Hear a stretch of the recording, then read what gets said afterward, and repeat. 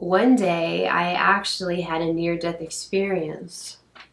I felt something so incredibly euphoric that I cannot explain on the human level. Hello everyone, my name is Heidi here at Hyperspace Connection. Recently, Andreas and I just posted a video on contacting deceased loved ones and missing persons. When we do this type of work, it takes a lot of energy, a lot of compassion, a lot of cleared centeredness, and a lot of hope as well. I'm going to go a little bit into how me as a channeler, as a vessel, everything started for me. Because of those of you who don't know who I am, I have a story, just like many of you do. And sometimes we have to tell our story in order to get people to see and to feel and to be with you and to understand the process. So my story started very young as a child. I was an extreme introvert or empath, which I feel most of us are empaths in this world. But I always was to myself. And around the age of about 11 or 12, I started having extreme impulsive heartbeats, as if my heart was ready to explode. I couldn't understand it. I never spoke to anybody about it. I was scared at first, but my fear dissipated. And when I started to get through these episodes, my hearing would go, my jaw would get tight, which is a sign of a heart attack, and my vision would go, but my peripheral vision on the sides here, I still could see. But as though I was outside of my body, what you would call maybe out-of-body experience. And I would hear a voice tell me to crawl up in a ball, crawl up in a ball. And so I would just crawl up in a ball. And within about, say, 15 seconds, my heart would go back to normal. So something was talking to me, trying to get me to being back to a normal person, a normal heartbeat. And it became a almost once a week thing. This would happen. So it was as though I was being taught to go outside of my body and feel. Until one day I actually had a near-death experience. And that near-death experience, I felt something so incredibly euphoric that I cannot explain on the human level. And they talk about this, from me watching things or reading books. Ones that have had near-death experiences, it is extremely comforting to even think of it, but at the same time hard to explain what it is. And I believe it's a part of us that is placed outside of us that we as human beings are trying to find many times. And what we try to do is we try to find that in other ways. Maybe it's the outside world or in another person when it really is within us. And that's what they always talk about when you're in your meditation, go within. A lot of the gurus around in ancient times would say, follow me, watch what I do, because I am you, you are me. So as I was in this near-death experience, I had a choice to stay or go, and my choice was to come back into my body. I remember that time when that happened, and it was very hard as a child to understand it, but there was this feeling of me as though I wanted to go back home, that I'm not supposed to be here anymore. But what I was experiencing also was my senses were extremely heightened, as though if I was ever around anybody, I could feel their pain, I could feel their love, I could feel their memories. And not only the living person, but other energies around me, but I never talked about it. And a lot of times, people would think I was stuck up or shy or just, and it wasn't that. It was that I was experiencing things around me or that person, and I didn't know how to react to it. So I suppressed a lot of it. And, you know, after so many of these episodes, I was actually seen. I had went down at a cross-country meet, and from that time on, I had to go see a doctor. And sure enough, I was having heart attacks this whole time. And the doctor said I was very lucky to be alive. So I went through surgery, and my heart was fixed. But the feelings of and the emotions and the sensitivity was still there.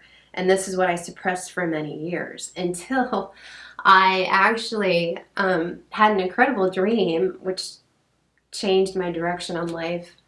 I learned hypnosis, and the first time that I went into trance, it was as though I was becoming this person from a past life. Everything about me, I felt the mannerisms, the feelings, the coughing sensation, because a specific person that I was being in contact with had been a smoker in ancient times. So that was the beginning of my journey. And so today I work as more of a surrogate and channeler. Even though I'm a hypnotist, my work is more of connecting as a vessel, as a channeler to other people here or other souls or spirits on the other side. And as we do this work now, Andreas and I help find missing people.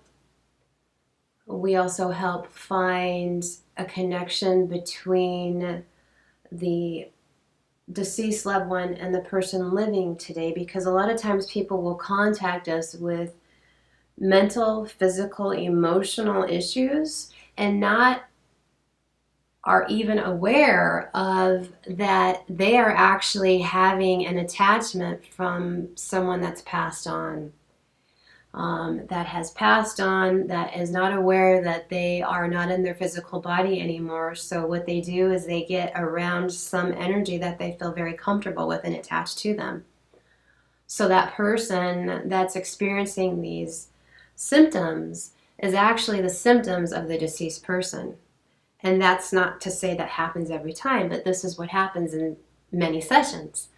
So that is why this work is so important, because yes, we can go to other counselors or therapists to help these emotional things. That's correct. But there's a reason why that deceased loved one has not left and has attached to a certain person in this lifetime. There could be unresolved issues as well. So that's an example of what the type of work we go through. Now, when it comes to missing persons, we just started doing more of these sessions. So we find that these are extremely important. When we work together, Andreas and I actually go deep into trance, and I can actually feel this person. I might see things or sense things in areas that maybe the family has not looked at, or the authorities. And when it comes to the police and the authorities and the family, we always like to work with the police first, because it becomes a big chaos thing if you don't. So you really have to go with the authorities first, and the family is involved as well, obviously, but that's where it starts, because they can actually have more clues to help as well. So we work as a team. So that's a little bit of explaining, and I know this was a long video, but it just explains how we work. And I know that there are many of you out there that might have these things going on internally, and you might need help, and you might have been looking for a certain person many years and still have not had any luck with that. And I'm not saying that we are miracle workers. We're human just as well as anyone else, so not all the information can come through like it needs to be seen. But we take our time we take into consideration not to front load things. And this also comes with remote viewing as well. And we find that when you do that and that we are both centered in this work, there can be some incredibly amazing things happening. And, you know, and I still, you know, to feel that a lot of times it's a gift in some way, and sometimes it's not so much a gift, because you are actually, for me, myself, I'm experiencing the lifetime of this person. Their pains, their sorrows, their happiness. So it's just incredible work that we do, and we just want it to be known out there. We want people to know who we are, that we're here to help in as many different ways as we can. And if you have anybody that might need that help, or you yourself interested in having a session, please do not hesitate to contact us. We have a questionnaire that you fill out through our website at Hyperspace Connection, and then we get back to you as soon as possible. So there's our story a little bit on understanding the work that we do. Thank you for listening and joining me today in this video, and we look forward to making many more videos to show you.